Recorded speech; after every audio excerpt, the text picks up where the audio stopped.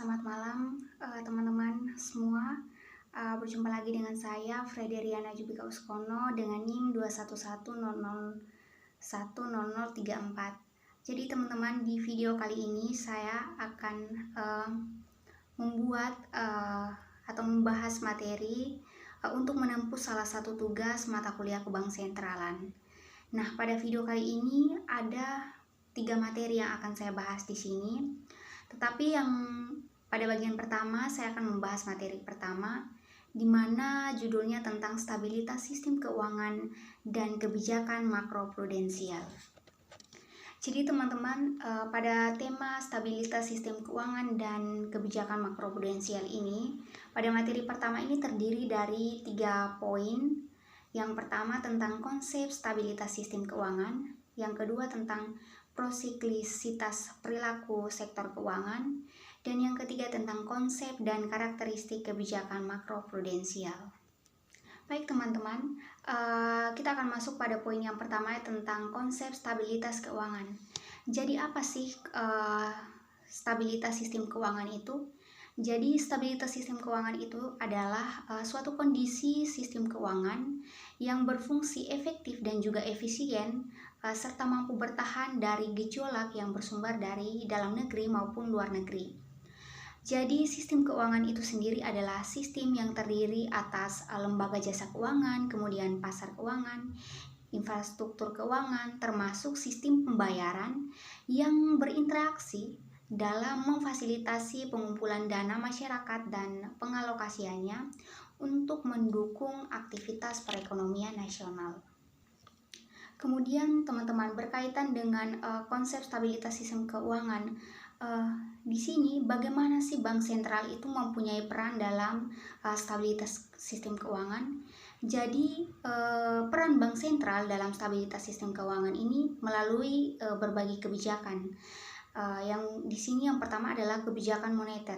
Nah, kebijakan moneter itu berupa target inflasi yang dicapai atau model analisis dan perakiraan makroekonomi yang kuat, atau lenitensi kebijakan suku bunga untuk mencapai target inflasi, proses peran kebijakan yang formal dan reguler, publikasi perakiraan inflasi dan juga komunikasi lainnya untuk menjangka ekspektasi inflasi. Kemudian dari kebijakan makroprudensial, Bank Sentral ini perlu melakukan penguatan kerangka regulasi dan juga kebijakan makroprudensial sehingga dapat membatasi risiko apabila pasar keuangan itu mengalami tekanan berat dalam periode yang lama yang dapat menyebabkan anjloknya output real dalam suatu perekonomian. Jadi secara konseptual bahwa kebijakan makroprudensial ini adalah instrumen regulasi prudensial yang ditujukan untuk mendorong stabilitas sistem keuangan secara keseluruhan. Baik teman-teman, kita akan masuk pada poin yang kedua tentang prosiklisitas perilaku sektor keuangan. Jadi arus modal yang masuk itu dapat mendorong pertumbuhan serta perkembangan. Namun dari sisi lain bahwa aliran modal yang masuk dengan volume yang tinggi juga dapat menimbulkan ketidakstabilan dan ketidakpastian. Nah, peningkatan arus masuk modal asing ini dapat menyebabkan ekspansi moneter dan juga kredit yang berlebihan sehingga kerentanan terhadap ketidaksesuaian currency dan maturity ini serta menciptakan distorsi dalam harga aset. Baik, yang berikut kita akan masuk pada poin yang ketiga tentang konsep dan karakteristik makroprudensial. Jadi teman-teman, kebijakan makroprudensial ini dia mencakup pengaturan dan juga pengawasan lembaga jasa keuangan yang bersifat makro dan berfokus pada risiko sistemik dalam rangka mendorong stabilitas sistem keuangan. Nah, sasaran pokoknya adalah untuk memitigasi risiko yang muncul dari prosiklisitas keterkaitan makrofinansial serta akumulasi risiko sistemik yang muncul dari interkoneksi dan jejaring di antara atau di dalam lembaga, baik itu pasar dan infrastruktur keuangan termasuk juga dalam sistem pembayaran. Nah, selain itu, teman-teman, dalam kebijakan makroprudensial ini, dia terdapat dua sasaran. Nah, sasaran yang pertama dari kebijakan makroprudensial ini, dia diarahkan untuk mencegah akumulasi resiko dari boom-bust siklus keuangan, baik karena faktor dari dalam sistem keuangan itu sendiri, maupun interaksinya dengan perekonomian domestik dalam dan juga internasional atau biasa disebut dengan dimensi waktu atau time series. Nah, sedangkan sasaran yang kedua ini diarahkan untuk memperkuat ketahanan sistem keuangan dan juga memitigasi resiko pewadahan dari interkoneksi dan juga jejaring dari sistem keuangan atau dimensi antar sektor atau cross section. Baik teman-teman, sekarang kita akan masuk pada materi yang kedua, masih berkaitan dengan stabilitas sistem keuangan dan juga kebijakan makroprudensial. Namun di sini dalam materi yang kedua ini saya akan membahas 4 poin. Yang pertama tentang instrumen kebijakan makroprudensial, kemudian yang kedua tentang interaksi kebijakan makroprudensial dengan kebijakan lainnya, kemudian poin yang ketiga tentang kebijakan makroprudensial di Indonesia, dan yang keempat koordinasi antar otoritas dalam menjaga stabilitas sistem keuangan di Indonesia. Baik teman-teman, yang pertama kita akan masuk pada poin yang pertama yang terkait dengan instrumen kebijakan makroprudensial. Jadi instrumen atau sarana kebijakan makroprudensial ini adalah supervisi, regulasi, dan juga komunikasi, antara lain kewajiban kecukupan modal dan likuiditas atau loan to value atau LTV, caps atau nisbah pinjaman fase agunan, serta laporan stabilitas sistem keuangan terutama stress STU, kecukupan modal pada kondisi pada saat resesi atau semacamnya. Jadi berbagai instrumen makroprudensial ini dilakukan untuk menghindari resiko sistemik, di mana bagaimana resiko gangguan jasa keuangan yang disebabkan oleh tidak berfungsinya semua atau sebagian dari sistem keuangan yang mempunyai potensi atau dampak negatif terhadap suatu perekonomian. Nah, instrumen-instrumen kebijakan makroprudensial di suatu negara itu berbeda-beda. Namun ada beberapa instrumen kebijakan makroprudensial. Salah satunya yang pertama adalah counter-cyclical buffer atau CCB. Jadi CCB ini adalah tambahan modal yang berfungsi sebagai penyangga atau buffer atau bantalan peredam kejut untuk mengantisipasi kerugian apabila terjadi pertumbuhan kredit dan pembiayaan perbankan yang berlebihan, sehingga hal ini akan berpotensi mengganggu stabilitas sistem keuangan. Kemudian instrumen kebijakan makroprudensial yang kedua itu rasio loan to value atau financing to value atau yang biasa disingkat dengan LTV atau FTV. Jadi LTV atau FTV ini adalah nisbah antara nilai kredit dan juga pembiayaan yang diberikan oleh bank terhadap nilai agunan berupa properti pada saat pemberian kredit atau pembiayaan berdasarkan hasil penilaian terkini.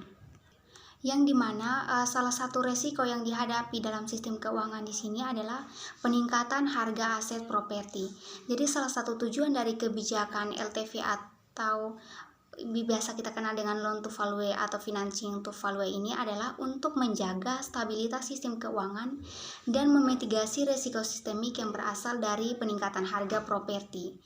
Jadi instrumen kebijakan makroprudensial ini dia bersifat counter-cyclical dan dapat disesuaikan dengan perubahan kondisi ekonomi dan juga keuangan. Kemudian instrumen makroprudensial yang ketiga itu yang dikenal dengan rasio intermediasi makroprudensial atau yang biasa disebut dengan RIM. Jadi RIM ini merupakan instrumen makroprudensial yang ditujukan pada pengelolaan fungsi intermediasi perbankan agar sesuai dengan kapasitas dan juga target pertumbuhan perekonomian serta tetap menjaga prinsip kehati-hatian. Jadi instrumen kebijakan makroprudensial ini dia bersifat kontrasiklikal dan dapat disesuaikan dengan perubahan kondisi ekonomi dan juga keuangan. Kemudian yang keempat itu ada penyangga likuiditas makroprudensial atau biasa disingkat dengan PLM. Jadi PLM ini merupakan cadangan likuiditas minimum entitas bank tertentu dalam rupiah yang wajib dipelihara oleh book dan bus dalam bentuk surat berharga dalam rupiah yang dapat digunakan dalam operasi moneter yang besarnya itu ditetapkan oleh Bank Indonesia sebesar persentase tertentu. Kemudian yang berikut ada pinjaman likuiditas jangka pendek atau biasa dikenal dengan PLJP. Jadi PLJP ini adalah pinjaman dari Bank Indonesia kepada bank untuk mengatasi kesulitan likuiditas jangka pendek yang dialami oleh bank. Baik, yang berikut kita akan masuk pada poin yang berikut, yaitu terkait dengan interaksi kebijakan makroprudensial dengan kebijakan lainnya.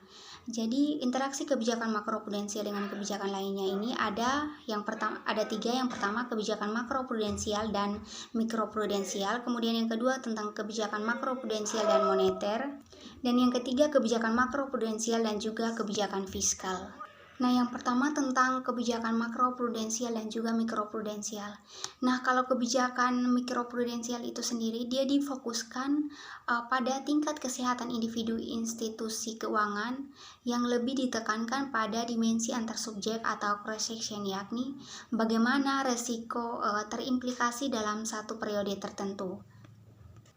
Sedangkan kalau kebijakan makroprudensial ini, dia lebih berorientasi pada sistem yang bertujuan untuk melihat sistem keuangan secara keseluruhan melalui pendekatan yang bersifat top down.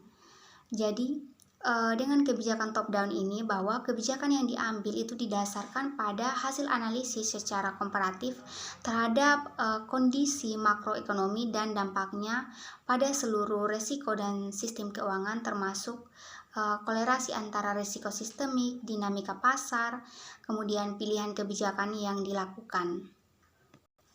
Nah, dengan hal ini bahwa kebijakan makroprudensial ini dia lebih pendekatan top down atau dia melihat dari atas ke bawah. Berbeda dengan kebijakan mikroprudensial yang dia fokuskan pada pendekatan bottom up atau dari bawah ke atas. Jadi makroprudensial ini dia hadir untuk menganalisis lebih mendalam atas resiko institusi keuangan secara individual atau idiosyncratic risk.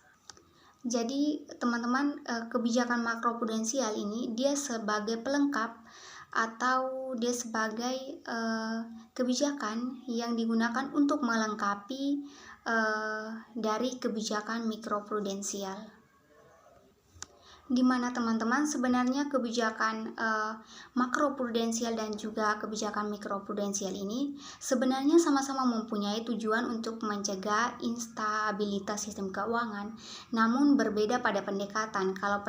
Kalau kebijakan mikroprudensial itu dia fokusnya kepada individu, tetapi kalau kebijakan makroprudensial dia fokusnya secara menyeluruh, seperti itu.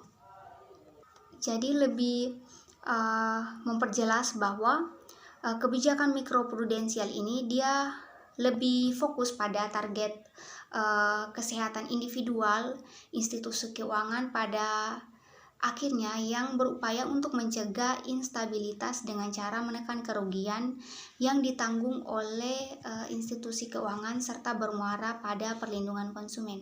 Sementara kalau kebijakan makroprudensial ini dia berfokus pada interaksi antara lembaga keuangan, kemudian pasar, infrastruktur, dan ekonomi yang lebih luas, termasuk pengukuran potensi risiko ke depan, dan akan berupaya untuk mencegah instabilitas untuk menghindari biaya perekonomian yang timbul dari kegagalan sektor keuangan, baik itu biaya penanggulangan krisis. Dengan hal ini bahwa kebijakan makroprudensial ini dia bertujuan untuk membatasi kemungkinan kegagalan finansial yang berdampak signifikan terhadap sistem keuangan atau mencegah terjadinya risiko sistemik. Kemudian yang kedua, bagaimana kebijakan makroprudensial dan juga kebijakan moneter. Jadi kebijakan makroprudensial ini dia untuk melengkapi kebijakan moneter, di mana kebijakan moneter ini dia difokuskan pada stabilitas harga dan perekonomian secara makro, tidak langsung bisa menjangkau permasalahan di level mikro sistem keuangan. Jadi kebijakan makroprudensial ini dapat digunakan untuk melihat adanya potensi peningkatan risiko dari sistem keuangan yang dapat mengganggu stabilitas perekonomian secara keseluruhan. Jadi teman-teman, secara umum bahwa kedua kebijakan ini, baik kebijakan makroprudensial dan juga kebijakan moneter ini, dia mempunyai paradigma yang sama, namun kebijakan moneter ini dia lebih fokus pada stabilitas harga, sedangkan kebijakan makroprudensial ini dia fokusnya pada stabilitas keuangan. Jadi teman-teman, kedua kebijakan ini saling terkait satu sama lain, di mana ketika kondisi makroekonomi yang merupakan hasil dari implementasi kebijakan moneter, ini akan secara langsung mempengaruhi stabilitas sistem keuangan. Jadi perlambatan ekonomi atau volatilitas nilai tukar misalnya, dapat secara langsung itu berdampak pada kinerja penyaluran dan kualitas kredit perbankan. Nah, yang berikut ada kebijakan makroprudensial dan juga kebijakan fiskal. Jadi, kebijakan makroprudensial ini dia mempunyai kaitan erat dengan kebijakan fiskal. Nah, salah satu contoh misalkan aliran modal asing yang masuk antara lain melalui pasar saham dan juga obligasi dapat meningkatkan kemampuan ekspansi usaha swasta sekaligus pendapatan masyarakat yang pada akhirnya mendorong konsumsi masyarakat. Nah, apabila kenaikan konsumsi tersebut terjadi pada barang-barang dengan impor atau konten yang tinggi, nah hal ini dapat memicu terjadinya defisit transaksi berjalan atau current account deficit yang persisten. Nah, dari sisi ini pelaku pasar akan cenderung semakin ambil resiko atau risk taking dalam memanfaatkan kondisi ekonomi yang sedang mengalami bom. Nah, pada kondisi ini, kebijakan makroprudensial sendiri tidak akan dapat meredam bom yang ada. Dia diperlukan koordinasi kebijakan bersama dengan pemerintah untuk memperbaiki kondisi defisit transaksi berjalan dengan melakukan pemberian intensif pajak untuk mendorong produksi barang-barang yang memiliki nilai tambah atau value added, sehingga barang-barang yang bersumber dari luar negeri itu dapat digantikan dengan barang-barang produksi dalam negeri. Nah, sementara itu, kebijakan makroprudensial ini dia dapat ditargetkan untuk dapat meredam perilaku ambil risiko yang berlebihan dari pelaku pasar. Selain itu, dalam rangka peningkatan kehati-hatian bank dalam pemberian KPR dan juga KKB serta untuk memperkuat ketahanan sektor keuangan, Bank Indonesia mengatur besaran loan to value atau LTV untuk kredit kepemilikan rumah atau KPR dan down payment atau DP untuk kredit kendaraan bermotor atau KKB.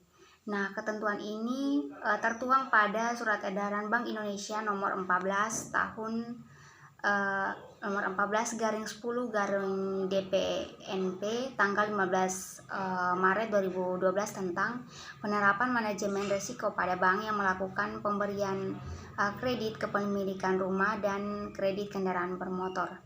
Nah, untuk rasio LTV, yakni angka rasio antara nilai kredit yang dapat diberikan oleh bank terhadap nilai anggunan pada saat awal pemberian kredit itu ditetapkan maksimal 70%.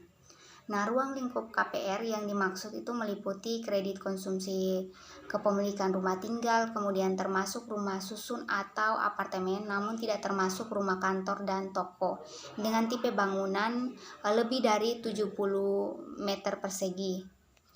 Pengaturan mengenai LTV ini dikecualikan terhadap KPR dalam jangka pelaksanaan program perumahan pemerintah. Sementara untuk DP atau down payment bagi kredit kendaraan bermotor itu ditetapkan sebagai untuk roda 2 minimal down paymentnya itu 25%, untuk roda 4 untuk penetapan down paymentnya itu sebesar 30%. Jadi roda 4 atau lebih untuk keperluan produktif minimal itu untuk roda 4 atau lebih itu down payment-nya ditetapkan sebesar 20%. Kemudian yang berikut kita masuk pada poin tentang koordinasi antar otoritas dalam menjaga stabilitas sistem keuangan di Indonesia. Nah, untuk menjaga stabilitas sistem keuangan diperlukan kerjasama antar berbagai otoritas yang berwenang. Menurut Undang-Undang Nomor 9 Tahun 2016 tentang PPKSK menjelaskan peranan antara otoritas yang bekerja sama dalam Komite Stabilitas Sistem Keuangan atau KSSK.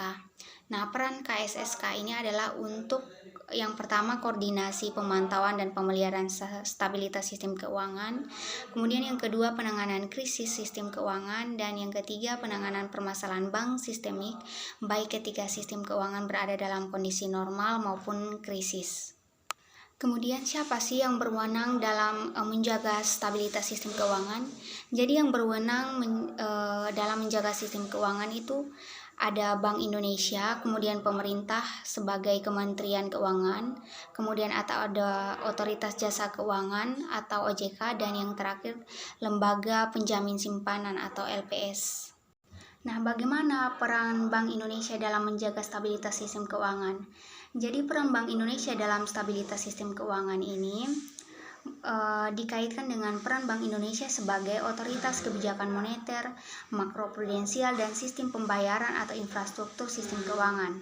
Nah, dengan kebijakan makroprudensial, Bank Indonesia ini dia berupaya melakukan langkah-langkah untuk membatasi risiko sistemik melalui pemantauan keseluruhan sistem keuangan dan juga pengaturan perbankan di bidang makroprudensial.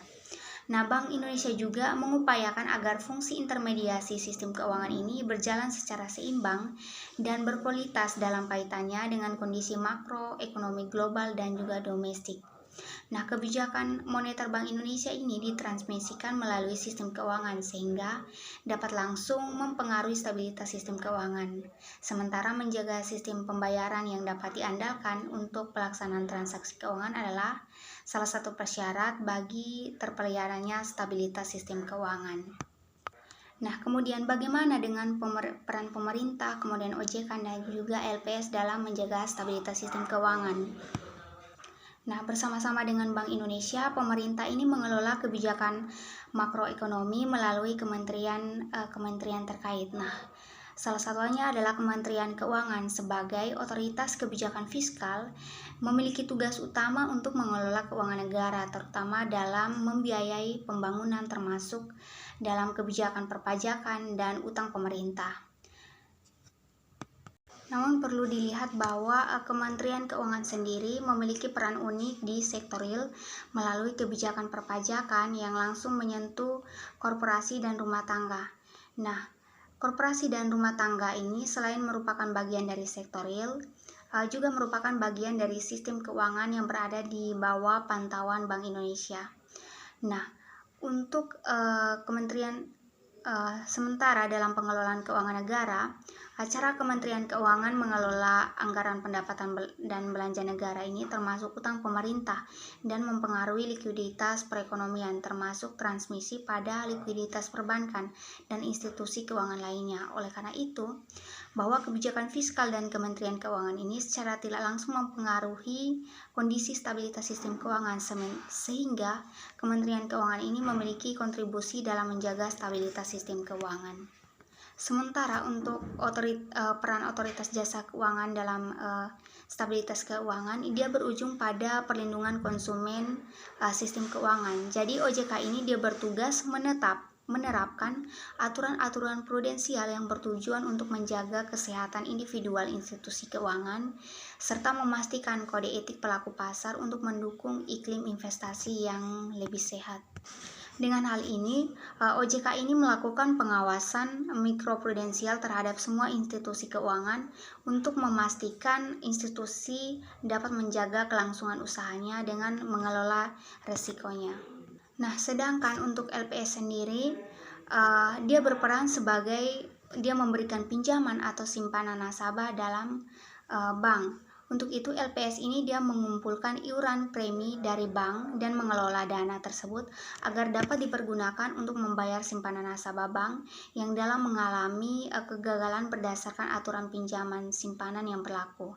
Dalam penanganan bank bermasalah, LPS ini juga memiliki peranan yang sangat penting, di mana LPS adalah otoritas resolusi bank yang bertugas melaksanakan penanganan masalah solvabilitas bank sistemik serta bank lainnya, termasuk jika bank tertentu mengalami kegagalan. Nah, peran LPS di sini dia membantu meningkatkan kepercayaan masyarakat pada perbankan nasional karena adanya garansi pengembalian simpanan jika terjadi kegagalan bank.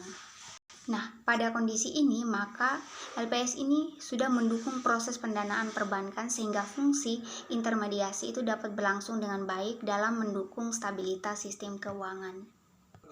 Baik, yang berikut saya akan masuk pada materi yang ketiga terkait dengan sistem pembayaran. Jadi pada poin sistem pembayaran ini ada beberapa poin yang akan dibahas, ada 5. Yang pertama tentang pembayaran dan sistem pembayaran di Indonesia, yang kedua tentang evolusi sistem pembayaran, yang ketiga tentang peran sistem pembayaran dalam perekonomian, yang keempat resiko sistem pembayaran, dan yang kelima penggunaan QRIUS dan implementasinya di Nusa Tenggara Timur. Baik, kita akan masuk pada poin yang pertama tentang pembayaran dan sistem pembayaran di Indonesia. Jadi sistem pembayaran itu sendiri adalah sistem yang mencakup seperangkat aturan atau lembaga dan juga mekanisme yang digunakan untuk melaksanakan pemindahan dana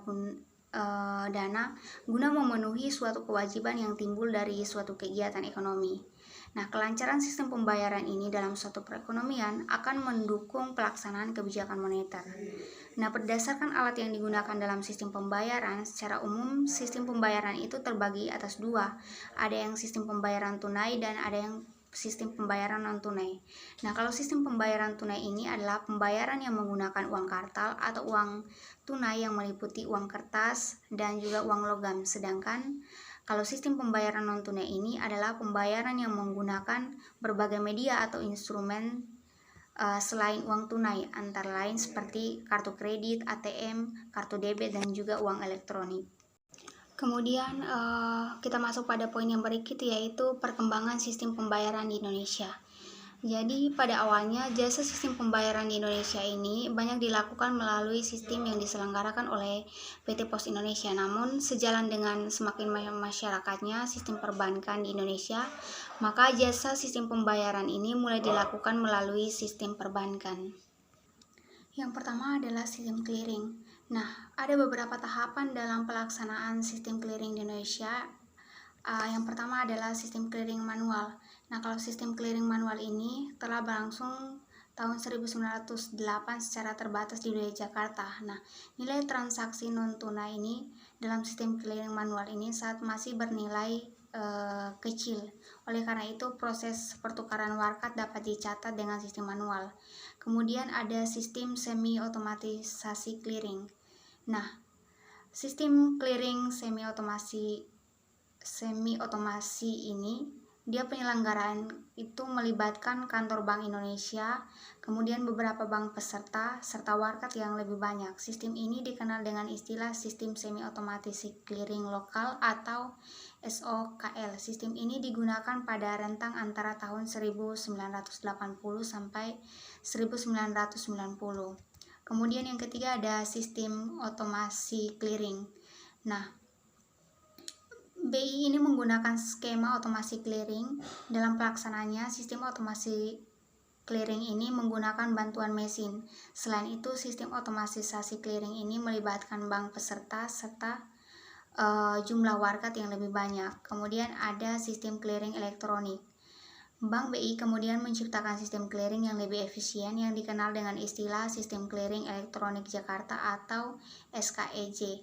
Nah, proses pelaksanaannya itu jauh lebih efektif karena perhitungan, rekapitulasi, serta penyusunan laporan clearing dapat dibuat melalui terminal elektronik yang ada di bank peserta. Nah, dalam sistem yang lebih jauh praktis, sistem clearing elektronik ini mampu memproses warkat dengan jumlah lebih banyak. Selain itu, proses clearing juga bisa diselesaikan secara cepat, aman, dan akurat. Nah, bersamaan dengan itu ada juga sistem pembayaran RTGS di Indonesia. Nah, bersamaan dengan sistem clearing ada pula layanan perbankan non-tunai yang disebut dengan Real Time Gross Settlement atau RTGS. Nah, layanan ini dia berguna untuk memproses transfer dana dengan nominal di atas 100 juta.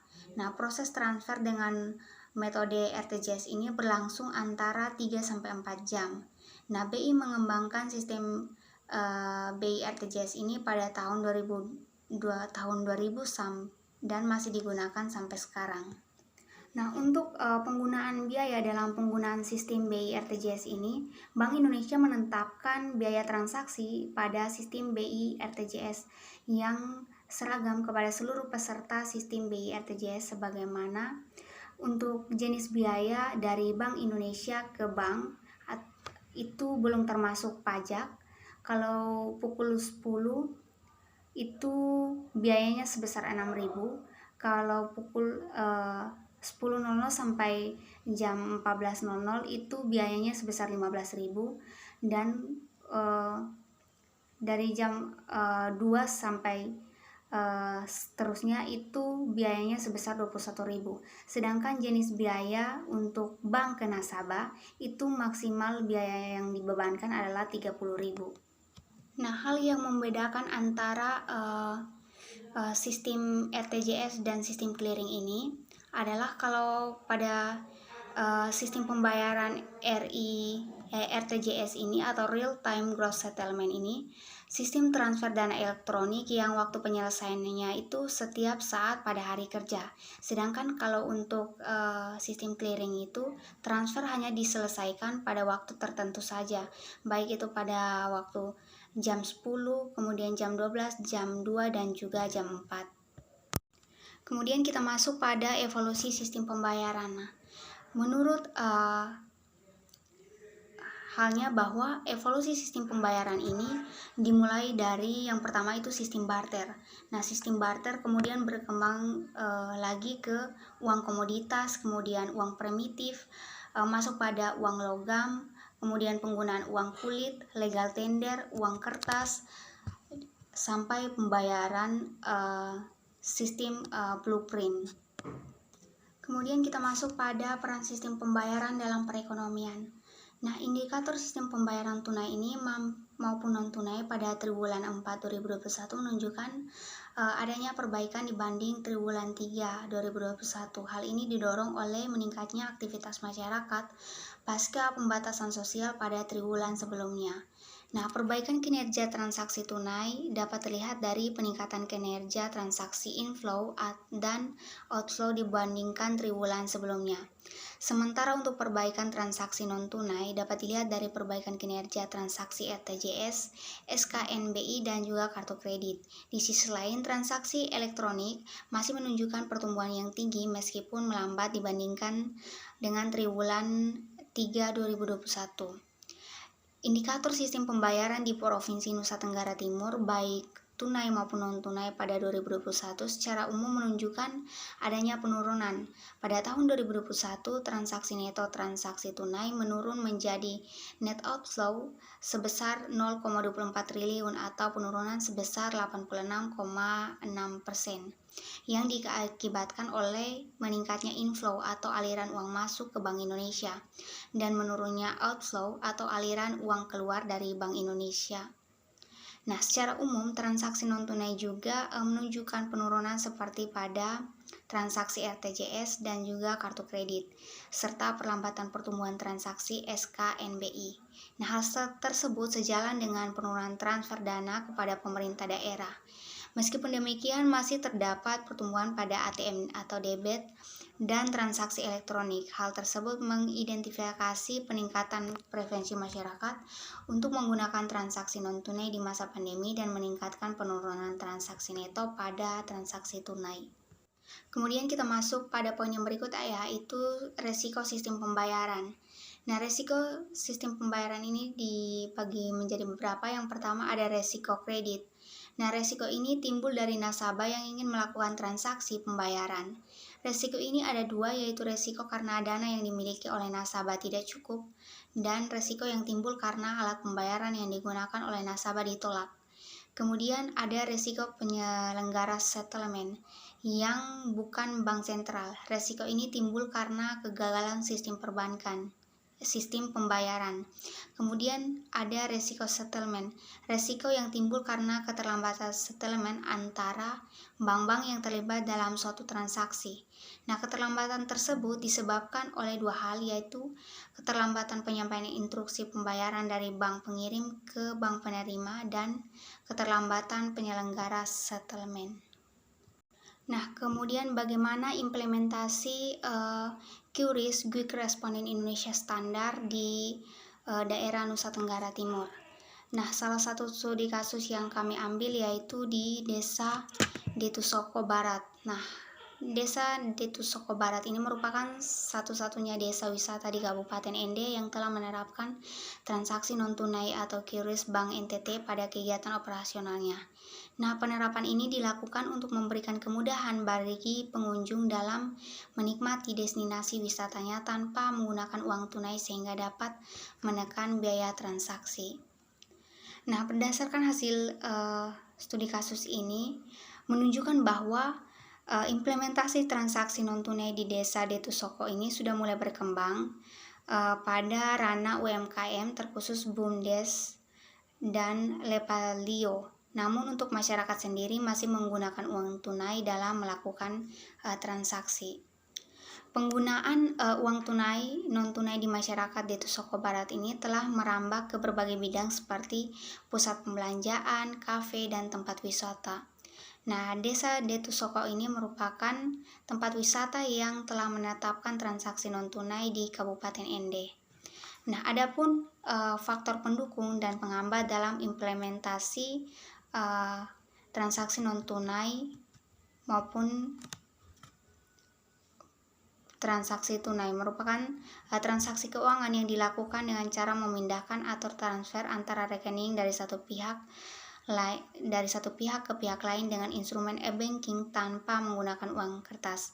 Ada beberapa faktor yang menghambat dalam implementasi transaksi non-tunai atau QRIS di Desa Detusoko ini. Adapun faktor pendukung yang dimana ada kerjasama dengan pihak Bank NTT, kemudian lokasi yang mendukung, dukungan pemerintah desa, kemudian sosialisasi dari pihak bank. Kemudian ada juga faktor penghambat dalam implementasi transaksi non-tunai di Desa Detusoko Kabupaten Ende, yaitu minimnya pemahaman masyarakat, kemudian jaringan internet yang tidak stabil, keterbatasan penggunaan smartphone, kurangnya loyalitas masyarakat, dan sumber daya manusia. Baik teman-teman, sekian video atau materi yang bisa saya paparkan melalui video kali ini. Saya ucapkan terima kasih.